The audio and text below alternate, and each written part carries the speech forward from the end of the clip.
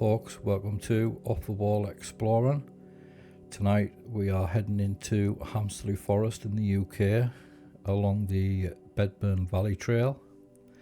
So full disclosure ahead, the original audio on the video I had to cut the vast majority of it out because the background noise was absolutely horrendous. So I will talk you through some of the stuff and give you a little bit of background as to how I got into the paranormal stuff.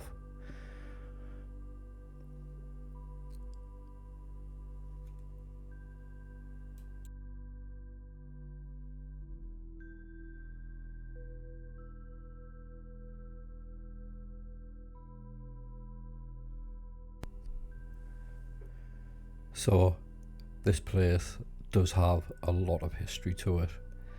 It dates back to the Neolithic and the Bronze Age, where they found artifacts from that era. There's quite a few ghost stories to it. There's a report of a man riding a grey horse with a bloody face. There's people that's been in here, never came out. And there's also people that have came out and reported they cannot remember even after they've been missing for days on end. There's people seeing strange lights, lots and lots of folklore. Maybe some of it's true, maybe some of it's not. It is a really huge, dense forest.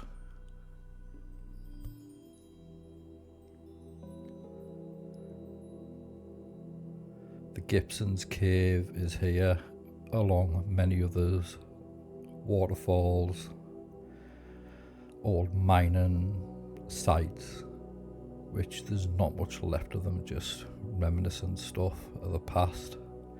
Old railway tracks scattered along different areas that's been left over.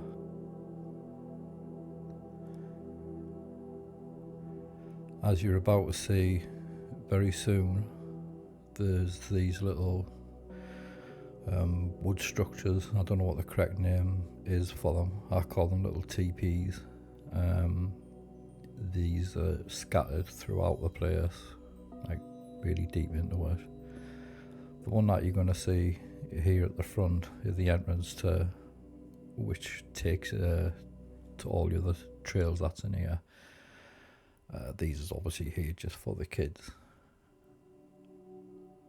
I mean, the other ones are likely here for the kids as well, like you see scattered around the area.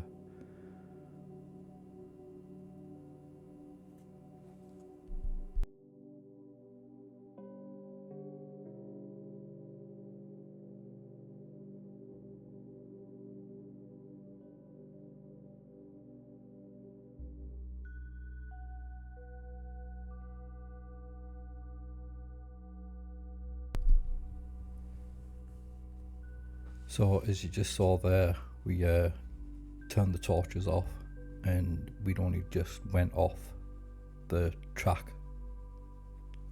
just by a few meters, and it was just dark.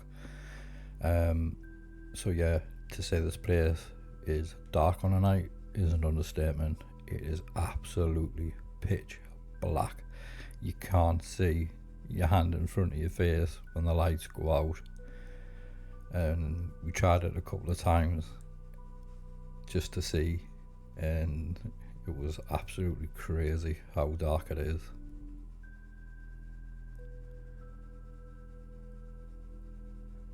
So this little teepee, is what I call them, is really well made,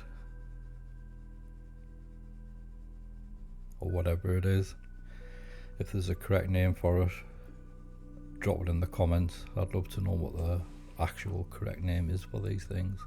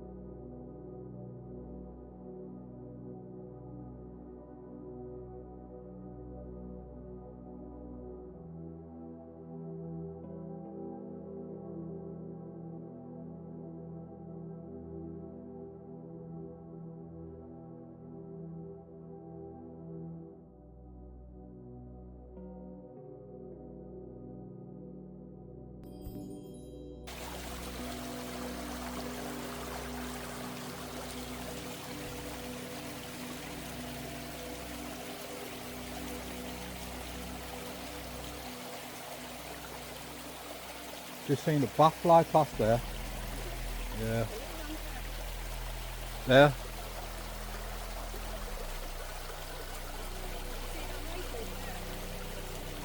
The what? No, I didn't see a light.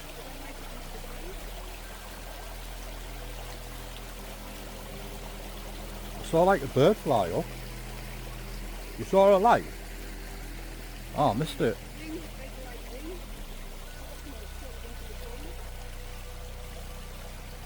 Why do you always get stuff like that when your camera's not on? Huh?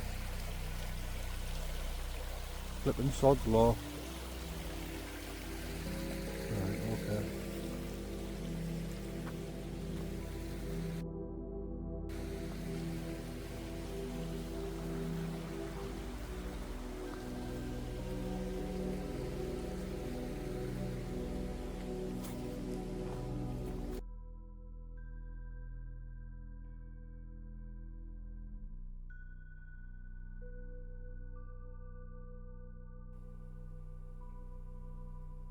So the woman that you heard in the background there with me, that's me mum.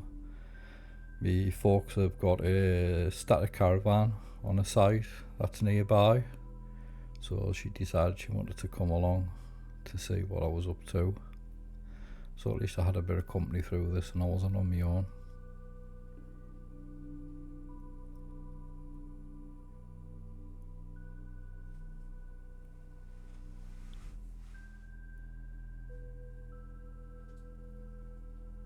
So yeah, what actually got me interested in the paranormal was when I was a kid. I think it was about 7 or 8. I had the old Nintendo NES system and I'd just gotten Super Mario 3, and I'd woke up during the night for the toilet and I thought, oh, I'm going to play on Super Mario. And anyway, as I was coming out of the bathroom, as you came out, you could see the staircase, and just as I turned the light out, I saw a figure coming up the stairs. It was a woman. She was a big woman. She had like short curly hair, her arm was in a sling, and she had like a cardigan on. And she was actually, the colour of it was yellow, and I'll just never ever forget that moment. I mean, I literally, my feet didn't even touch the ground. I literally dived from my bedroom door into my bed, pulled the quilt up over my head, and then all I could hear is this boom, boom, boom coming up the stairs. And, I mean, I can't remember what was going through my mind at that time, but my mum came in my room and she just pulled the quilt up and she said, "You alright, son?" I was like, "Yeah." But I never spoke about what I saw in that house, what I grew up in, to them until I was about 18, I think it was, when I told that story, because I wanted to be believed. And you know, when you're that young, you tell your folks, "Oh, I saw a ghost coming up the stairs last night." You know, you get told, "Don't be stupid, no such thing, get to bed." And then that's the end of it. But I always remember in that house, every time, this is before I saw this spirit or ghost, every time you went to go up the stairs, you always had that feeling that there was somebody behind you. That kind of like oppressive feeling. So I don't know whether that house had a little bit of history to it. I mean, it wasn't that old. I think it was probably built just after the war, maybe. I'm not sure on that one. But another instance was, I mean, we moved from there I think when I was 12. And during that time before we moved, it was just, the fear of seeing her again, and obviously the feeling that you go on the stairs. But anyway, when I was a teenager, I think I was about 13 or 14, me and my friends, we used to go out and, stuff like what you did in the 90s, you went out and played in the streets and all that. And we went to this cemetery.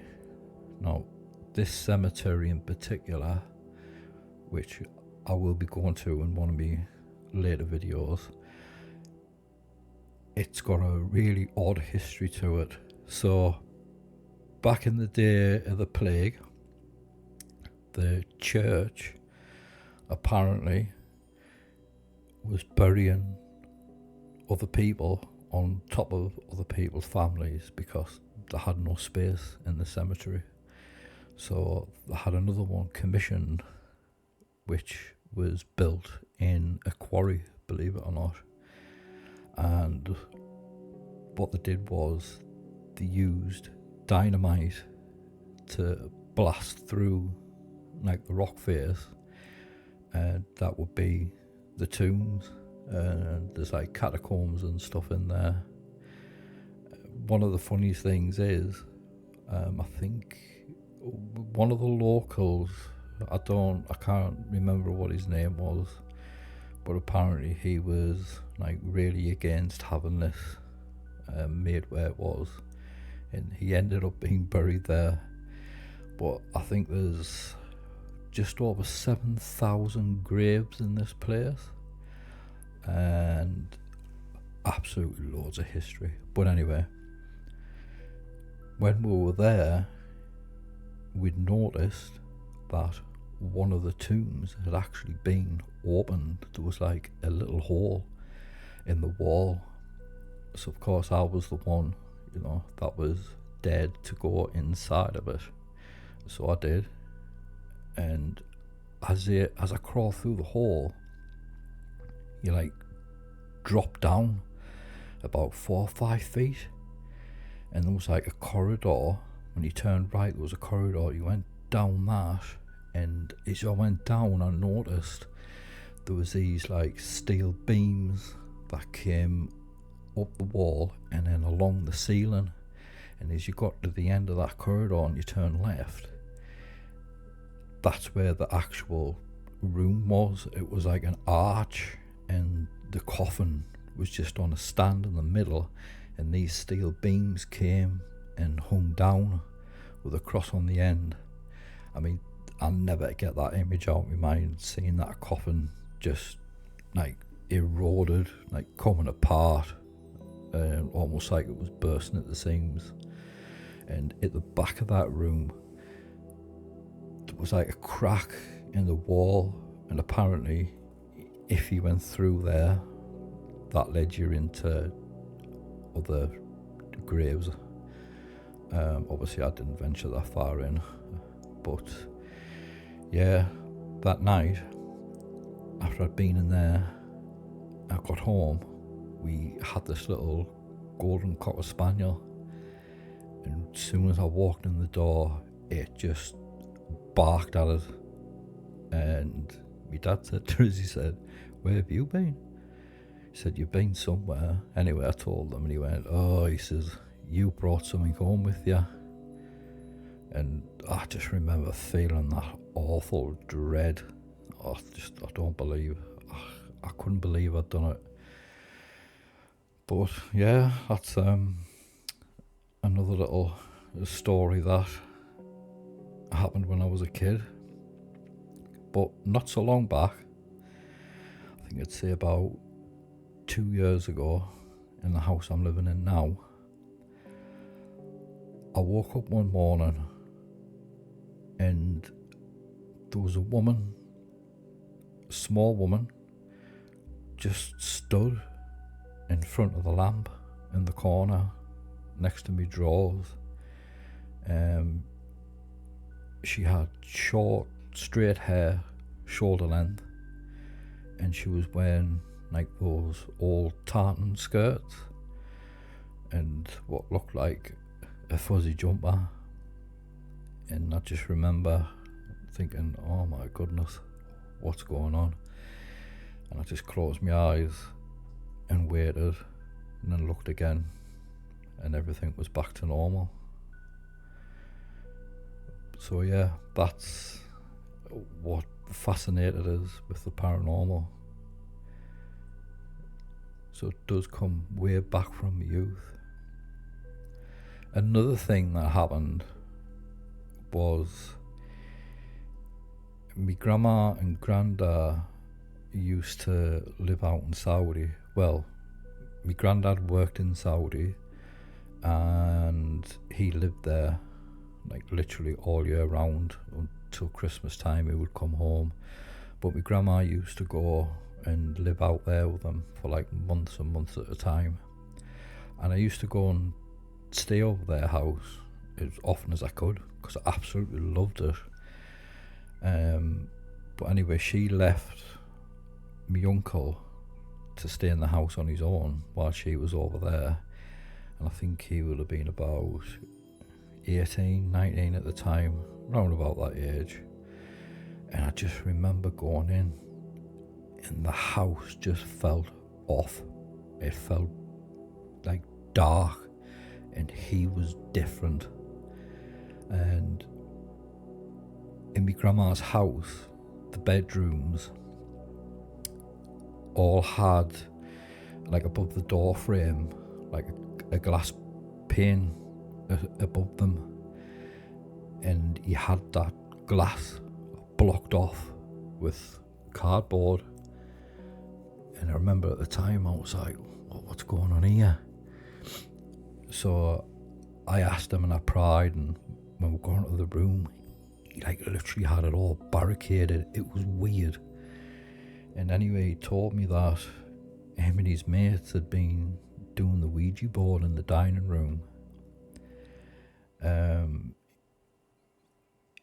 And obviously stuff had gone on, so he'd had to block that little window thing above the door off with cardboard because apparently there was faces that were peeking through on a night time.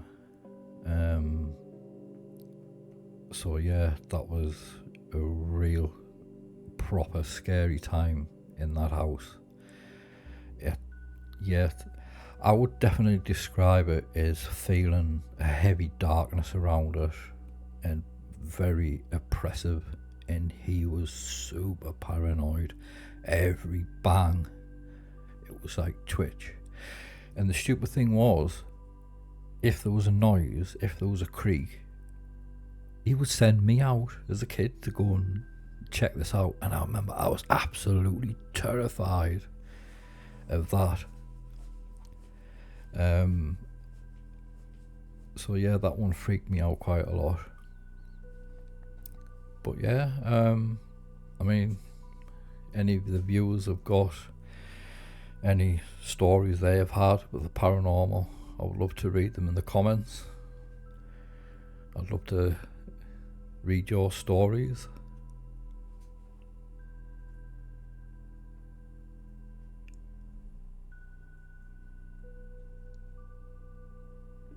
So another thing about this place anyway, in Hamsterley Forest,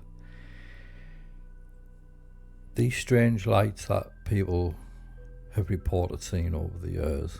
Now, we did come to a bridge on the trail, and I remember seeing just like a little light like glistening through the trees, and I was like, oh, what's that?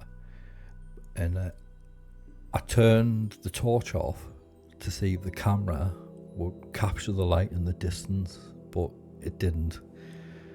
So that's why I never bothered putting it in, because it was just literally a black screen, so it was absolutely pointless.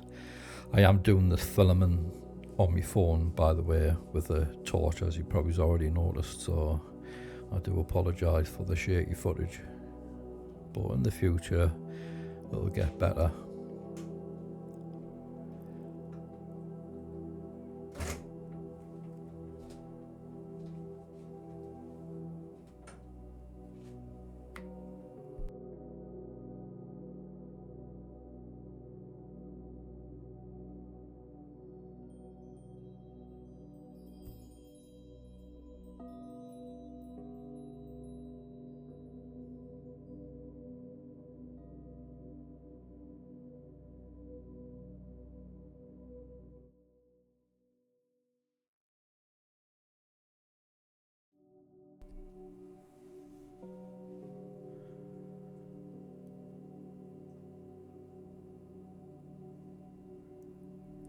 So I did try and do an EVP session in here, but like I say, although it doesn't look it, it was really noisy. So all as it was picking up was just background noise and animals squawking and all that sort of stuff. So it was absolutely pointless trying to put that into the video. Hopefully in the future I will catch something, because this is what I want to do. I want to get real, authentic stuff to try and, you know, show the rest of the world something different. I know there's places you've probably seen before, but at the end of the day, you never know. On your visit, you might just catch it, you know, catch something on camera. Brilliant EVP recording, you know, it's all evidence, and that's what this channel's going to be about. It's giving you the real thing. You know, I don't want to focus it all around me. I want you to see what I'm seeing in front of us. And, you know, at the end of the day, if there's one thing you can't buy back, is your time. So I don't want to waste your time. You want to see or hear authentic stuff, and that's what I'm really going to try and aim to bring you. But like I say, this was my first run. It was a trial run, so I thought I'd put it up. It was a nice walk anyway, at least.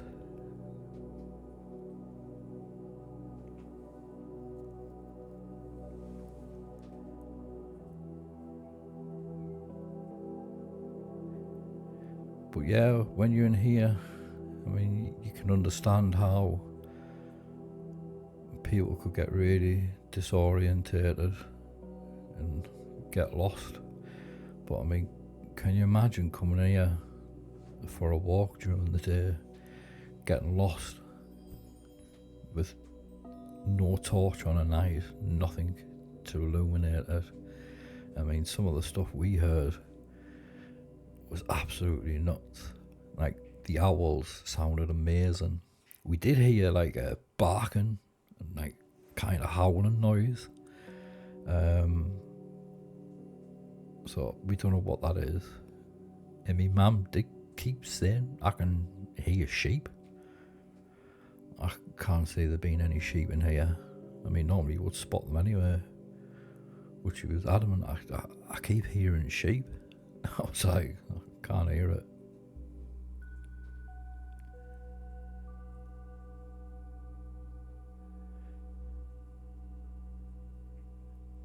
It's such a scenic place in the daytime, but on a night time it is a completely different beast. It is proper eerie, and everything that makes a noise that you're not making, you're like instantly, what was that?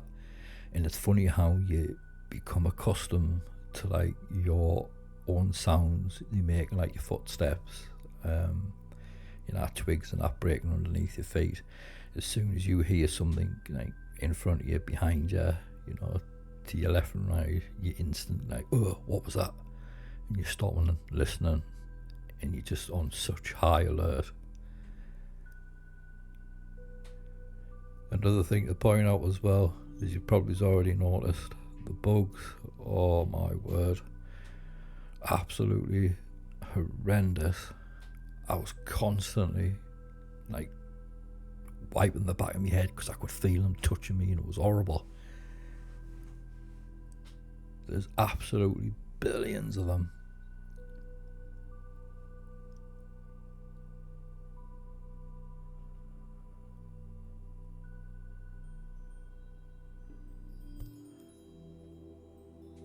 Well, anyway guys, I'm going to let you watch the rest of this and enjoy this little spooky walk.